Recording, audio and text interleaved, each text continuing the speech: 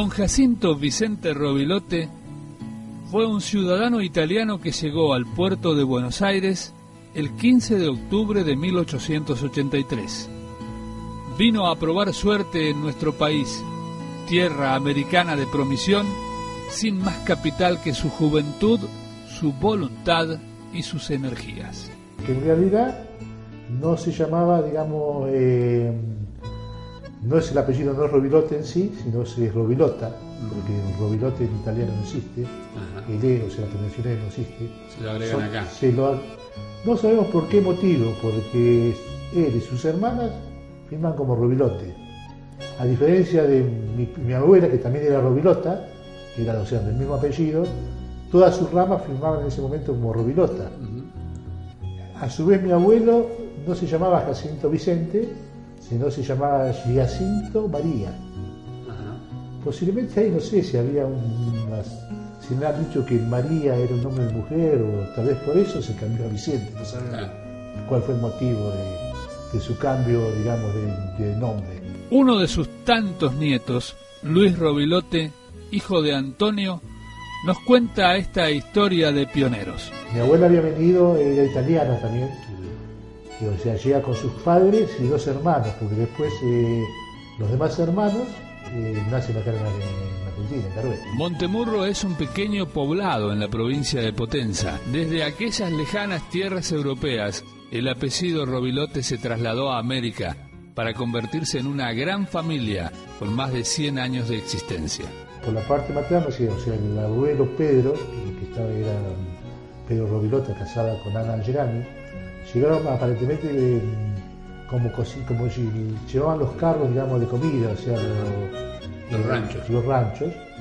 Llegan acá y después se dedican, creo, a la trilla, o sea, tenían máquinas trilladoras. Y ellos se radican, creo que después, definitivamente, en la zona de Gascón. Ellos se radican en Guaminí, es donde después, en el año 1882, estaban radicados acá en Argentina. Mi abuelo viene un año después, en 1883. El 15 de octubre de 1883 llega al puerto de Buenos Aires.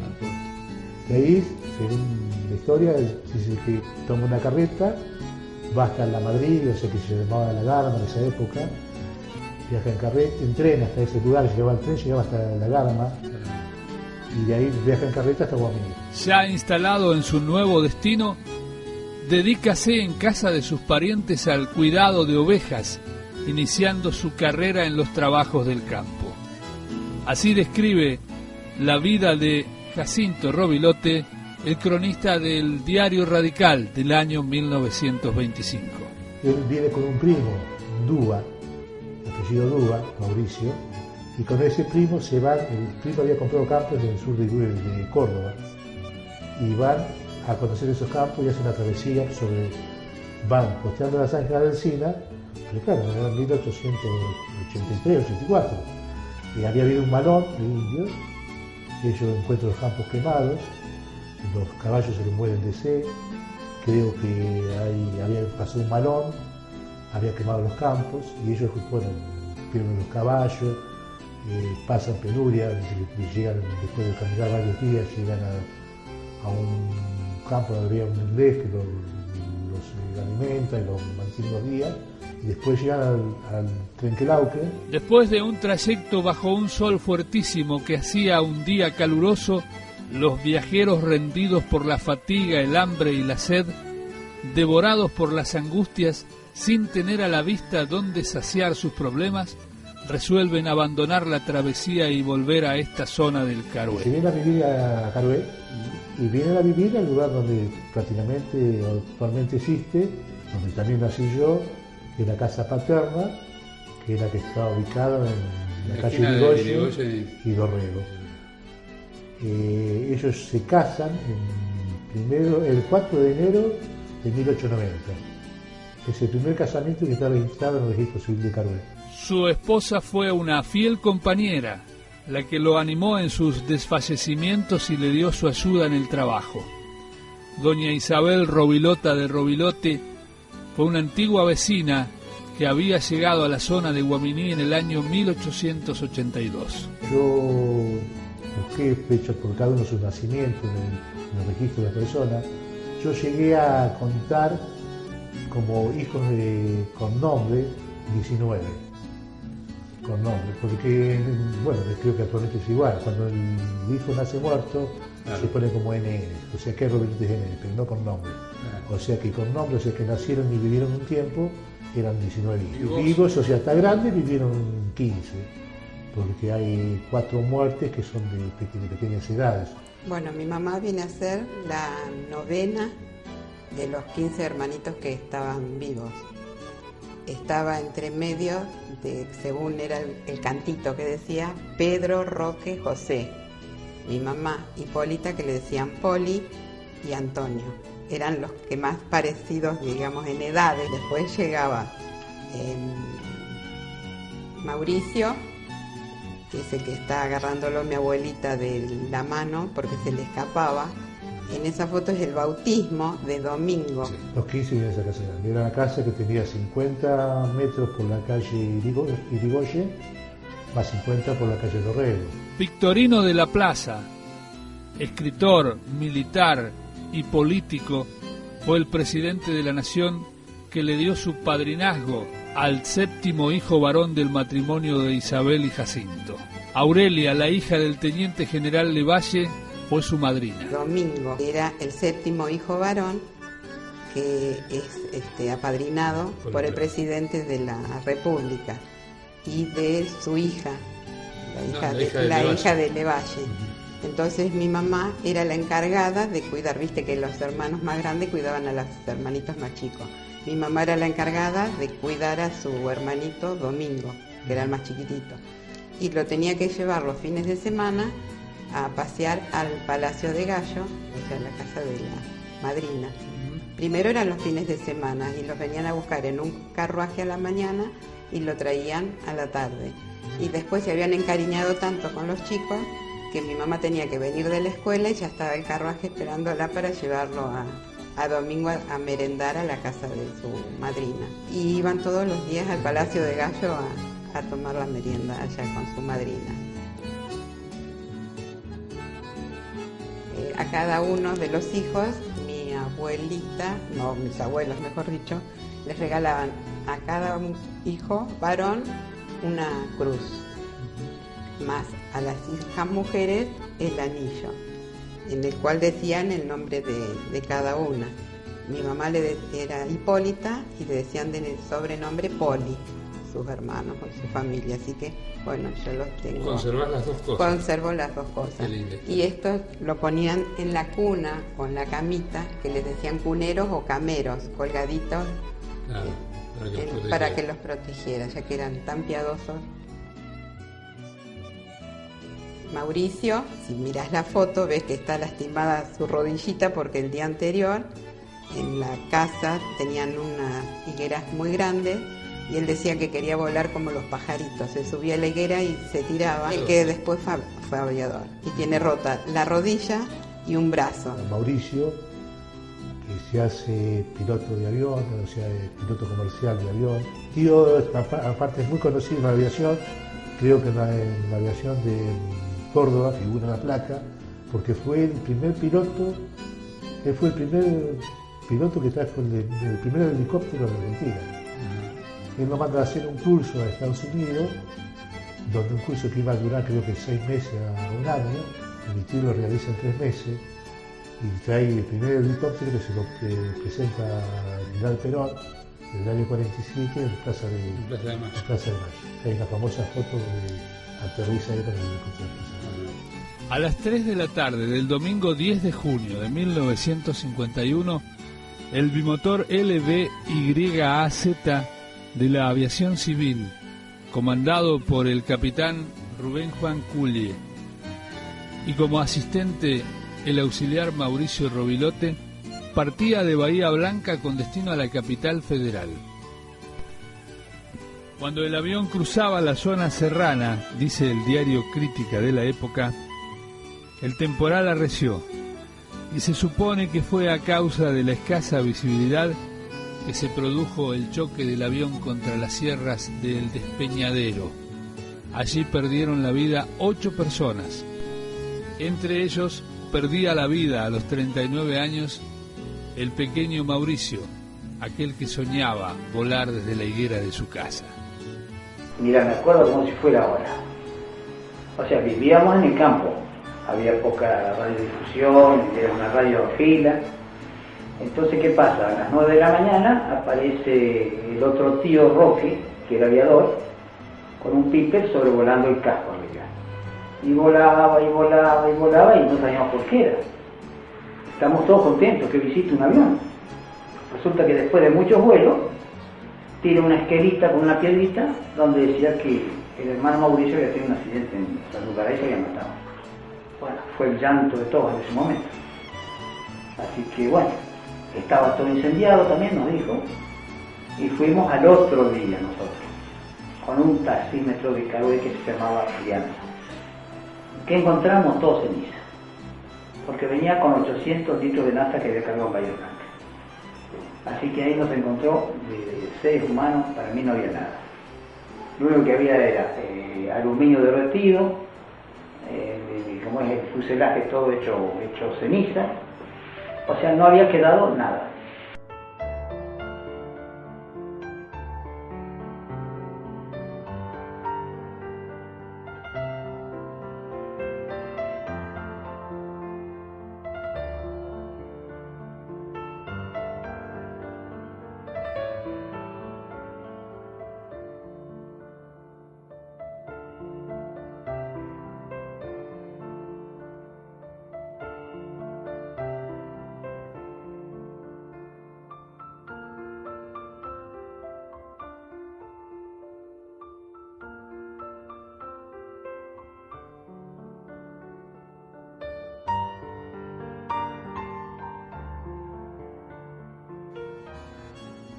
Al recordar esta etapa de mi vida, tengo el honor de decir que he ganado desde $1.40 por día sin comida hasta sumas que no he llegado a llevar la cuenta.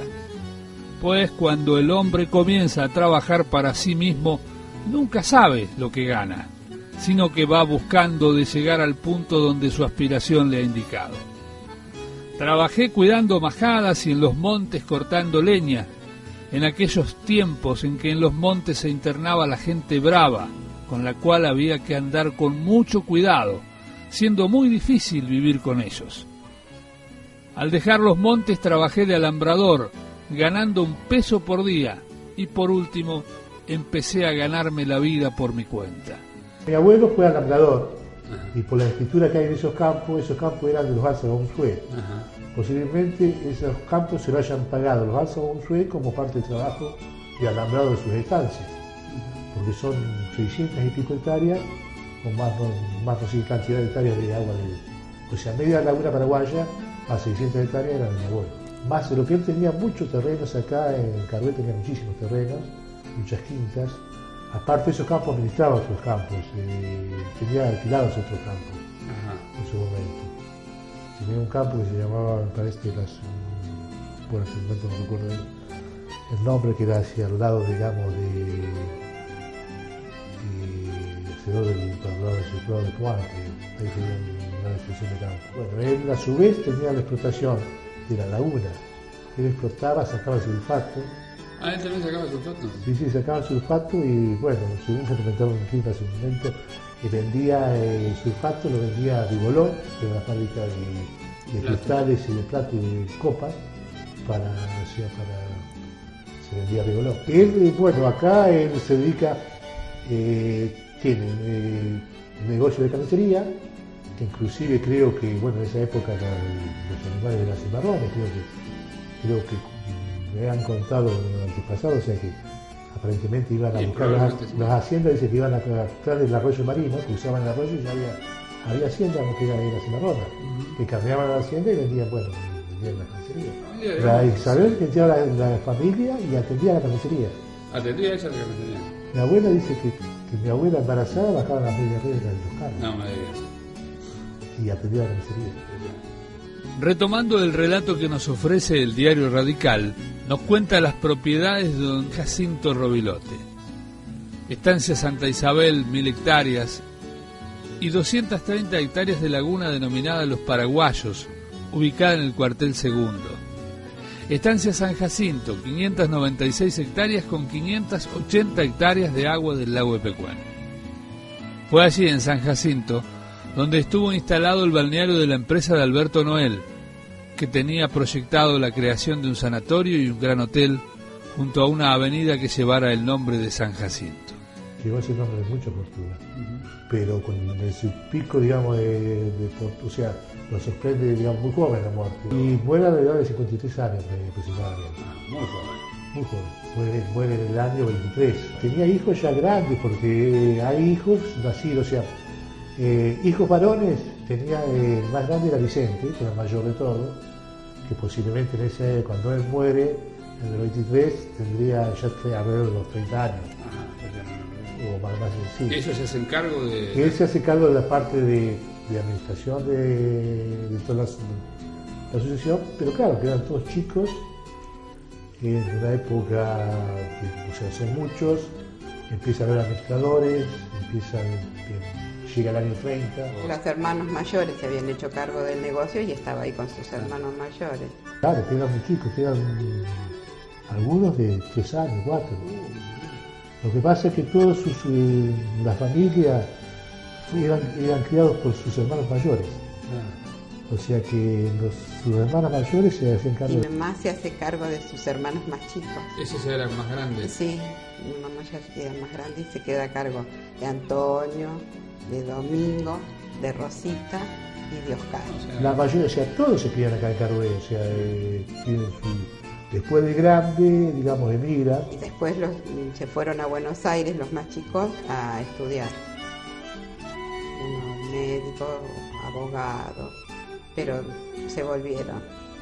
Así que quedó Mauricio, que siguió de la carrera de aviador, Oscar, Rosita y la tía Chola, que quedaron viviendo en Buenos Aires. El pasado jueves 20 de mayo se cumplieron 86 años de la muerte de Jacinto Vicente Rovilote, un vecino considerado y respetado, tal cual lo muestra esta fotografía del desfile funerario de sus exequias, acompañado de público, automóviles y carruajes a lo largo de la avenida Mitre de nuestra ciudad, el 20 de mayo de 1924.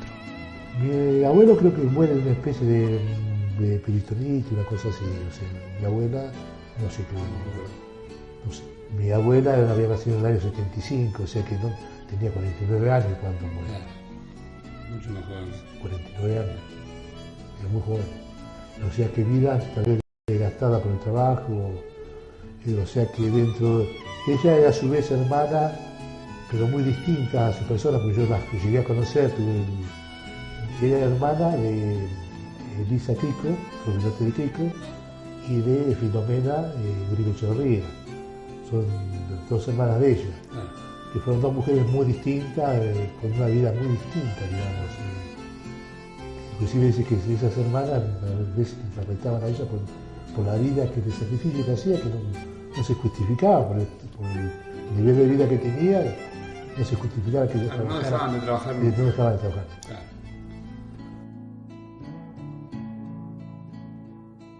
En el año 2003 se reunieron miembros de la gran familia formada por este matrimonio y la descendencia de los hermanos y hermanas de Isabel al cumplirse 120 años de la llegada de este apellido italiano a la República Argentina.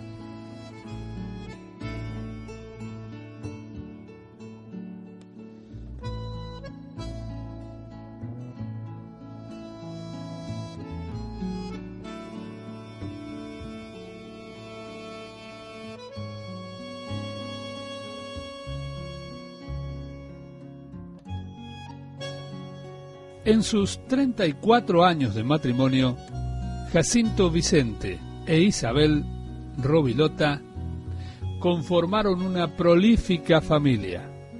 Llegó primero Vicente, Ana, Elisa, Carmen, Juana, Pedro, Roque, José, Hipólita, Antonio, Mauricio, Ángela, Domingo, y luego de esta fotografía llegarían Rosa y Oscar.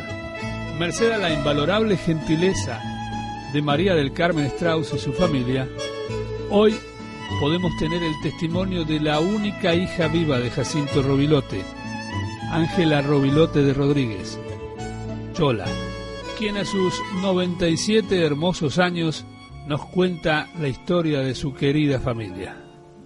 Soy Ángela Chola Rovilote, nacida el 24 de julio de 1913, hija de Jacinto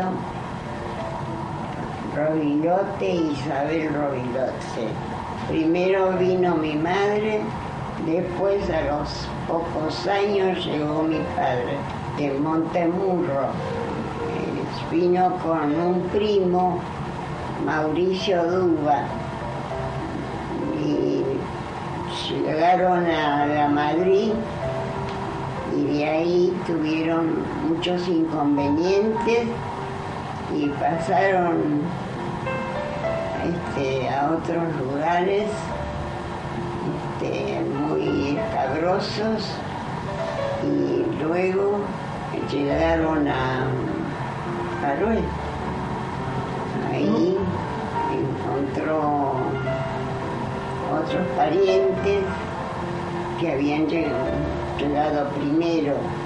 Mi padre primero estuvo trabajando como alambrador en el campo, después creando ovejas en distintos campos. Se hizo de un capital y empezó a comprar tierras, y ahí empezó a trabajar. Después, en ese tiempo, conoció a mi mamá, que se casaron en el primer registro civil que se abrió en ese tiempo. De ese matrimonio nacieron 15 hijos. Los nombres de mis hermanos fueron Vicente, Ana, Elisa, Juana, Carmen, Pedro, Roque, José, Antonio, Mauricio, Domingo, Rosa y Oscar. Yo era la hija número 13. Mis hermanos fueron el mayor ayudante de mi padre, que tenía negocio de carnicería, ramos generales.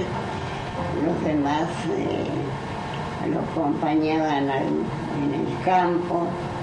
Mauricio siguió aviación y tuvo la suerte de ir a Estados Unidos, mandado por Eva Perón a buscar un helicóptero. Luego regresó y aterrizó en Plaza de Mayo, que lo recibió el presidente, o sea, Juan Perón.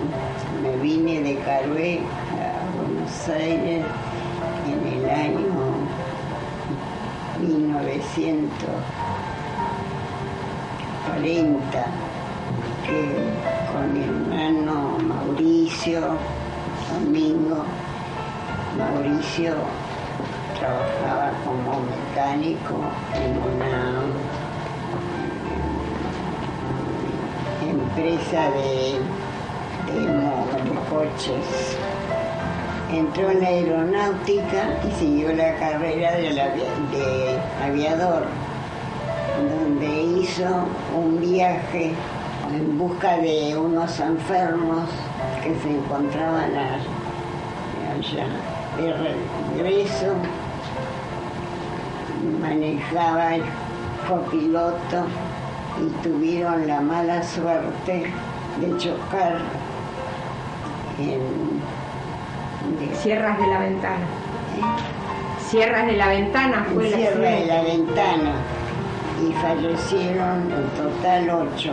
Me casé en el año 1943 con Modesto Rodríguez y tuve 2 hijos, María del Carmen y Oscar. De María del Carmen tiene 3 hijos y de Oscar tiene 3. Y María del Carmen 5 bisnietos. Mi familia se encuentra, la mayoría está en Carué. Y les mando muchos cariños y abrazos de su tía.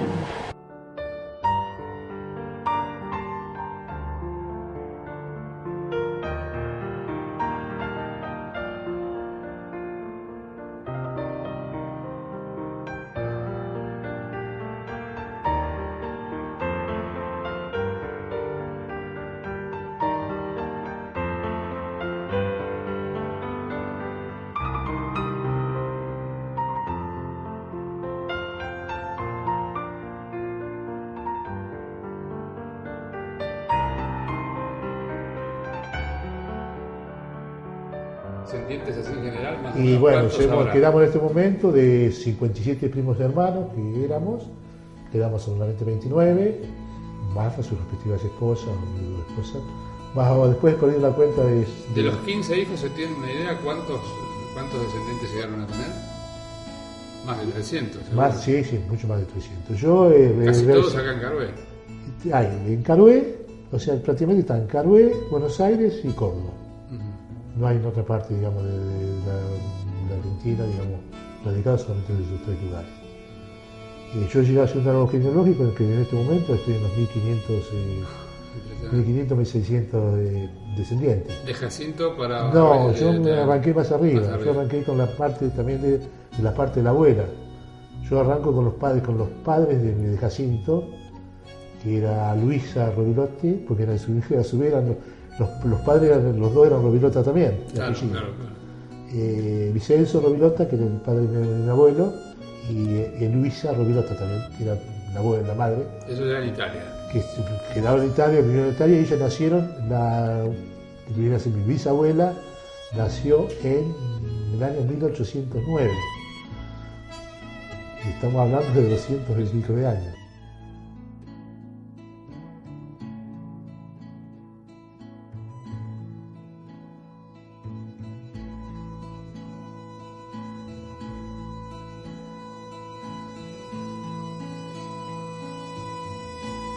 En este especial pedazo del tiempo en que la patria cumple 200 años, el mensaje de amor, de trabajo, de esfuerzo y de sacrificio dejado por los inmigrantes debe revalorizarse una vez más.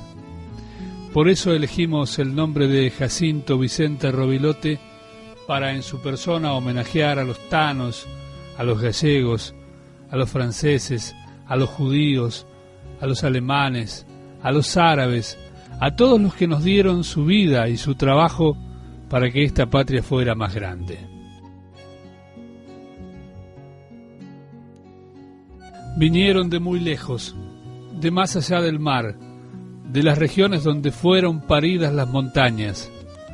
Vinieron escapando de la piedra, buscando tierras anchas, con su secreta brújula de sueños. Ellos necesitaban una tierra más simple y menos dura, para sembrar la casa, tierra limpia de cercos, tierra abierta, para poder mirar por las ventanas el lejano horizonte donde nace desnuda la esperanza, y seguir con los ojos, desde el patio familiar de la calma, el irse silencioso de todo lo que muere y lo que pasa.